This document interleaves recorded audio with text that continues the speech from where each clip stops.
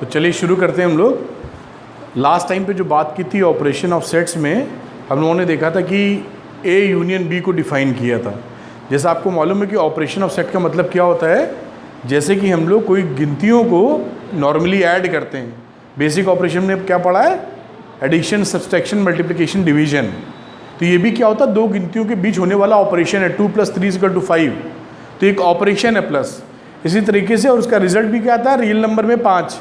तो इसी तरह सेट ए और बी के बीच में ऑपरेशन होता है, वो ऑपरेशन अलग अलग टाइप से होते हैं जो हम पढ़ रहे हैं। तो ए यूनियन बी हम लोग सीख चुके थे। आज बात करेंगे इंटरसेक्शन की।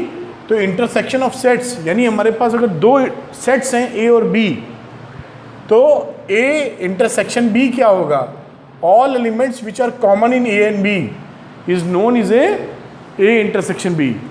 तो इसका सिंबल क्या होता है, इस तरह का उल्टा यू समझ लीजिए आप।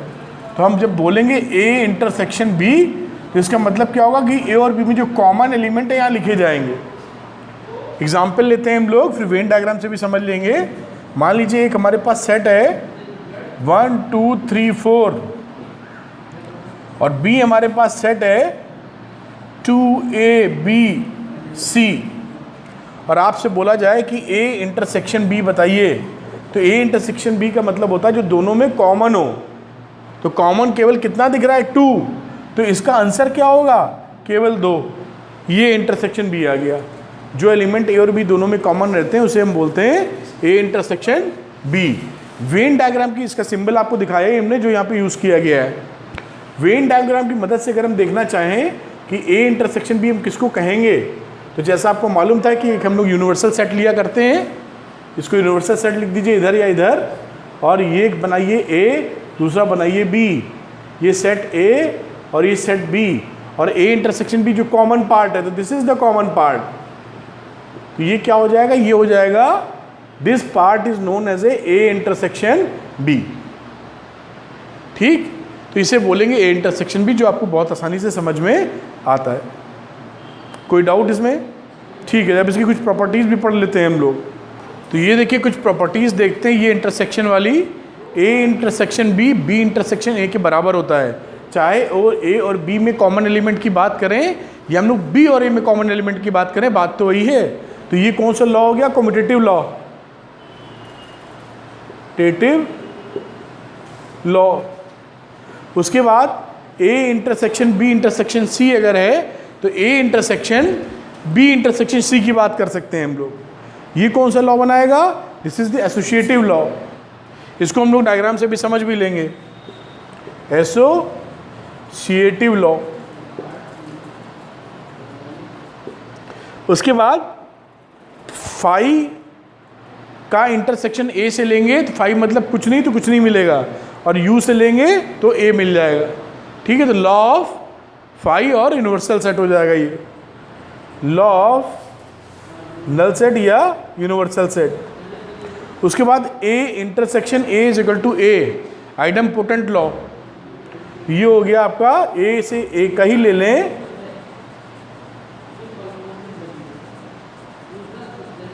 उसका लास्ट वाला है जो वो डिस्ट्रीब्यूटिव लॉ है, A intersection B union C. तो क्या हुआ, इंटरसेक्शन बी और सी से डिस्ट्रीब्यूट हो गया ओवर यूनियन। तो A intersection B union A intersection G, इस तरीके से होगा, और इसे आप बोलते हैं डिस्ट्रीब्यूटिव लॉ।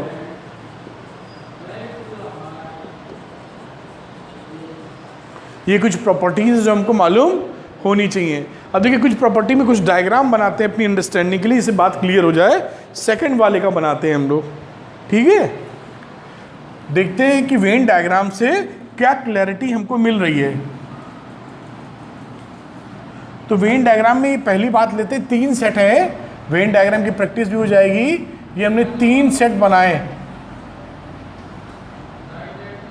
सर्कुलर बात में, ए बी और सी, ये यूनिवर्सल सेट। इसमें हमने क्या बोला कि ए इंटरसेक्शन बी पहले निकालते हैं। तो ए इंटरसेक्शन बी वो पार्ट होता है जो ए बी में कॉमन हो। तो ये इंटरसेक्शन बी, ये कॉमन वाला पार्ट मिला। उसके बाद उसका इंटरसेक्शन सी से निकालना है। तो ए इंटरसेक्शन बी जो था वो नीचे तक था, देखिए पूरा ए बी में कॉमन। और सी से इंटरसेक्शन नहीं निकाल लेंगे तो ये टुकड़ा हाथ लगाइए,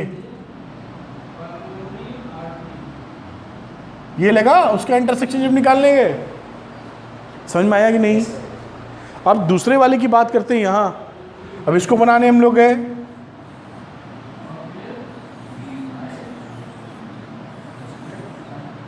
ए बी सी यूनियन, तो पहले बनाया बी इंटरसेक्शन सी, तो बी इंटरसेक्शन सी यानी बी और सी में कॉमन वाले पार्ट, तो ये कॉमन हो गया सब।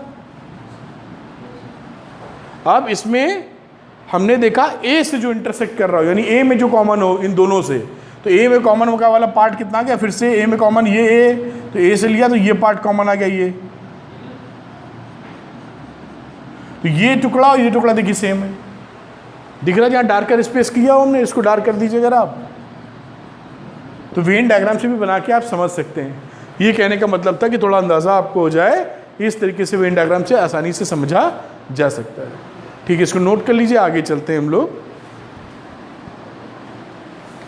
अच्छा, इसमें मैथमेटिकली कैसे लिखते हैं वो भी देख लीजिए, वो भी रह गया। बड़ा आसान सी बात है कि जब ए इंटरसेक्शन बी का सेट हमारे सामने आता है तो कैसे लिखते हैं, this set of all x such that x belongs to A and x also belongs to B. ये मैथमेटिकली लिखने का तरीका है ए इंटरसेक्शन बी को। जैसे यूनियन में भी लिखा था ना, यूनियन में क्या लिखा था आपको याद होना चाहिए या होगा, हाँ, this set of all x such that x belongs to A और एक्स बिलोंग्स टू बी, ये उस सेट की कहानी थी।